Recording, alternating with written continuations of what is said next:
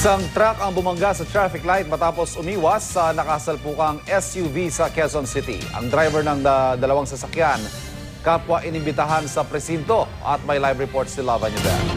Lava, ano nangyari? Ivan, ito nga ngayon no, sa aking lukuran, itong delivery truck na nakaharang ngayon sa kaba ng Dituazon.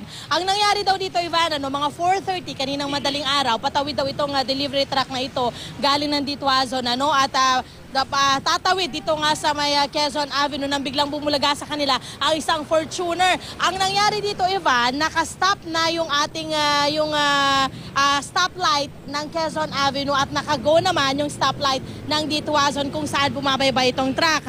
Dumire-diretso po itong truck pero yung pong dahil nga nakago sila pero yung Fortuner ay na nakastop na dapat ay hindi po huminto at nagtuloy-tuloy at nabangga nga itong truck na ito ayon sa mga pahinanting nakausap natin. Dahil sa nawalan na ng kontrol itong truck ay nabangga nito itong ating traffic light ngayon na nasira na nga at ngayon nga ito'y nakahambalang dito sa gitna ng Dituazon area. Meron na po ditong road emergency group na mula sa Metro Manila Development Authority para nga magtanggal nitong nakahambalang na delivery truck na ito na naglalaman ng mga bigas na i-deliver sana sa Alabang ngayong araw na ito. Ang mga driver naman po ng nasabing Fortuner at delivery truck ay nasa Kamuning Police Station 10 na po ngayong araw na ito para magbigay ng kani-kanilang pahayag. Ivan?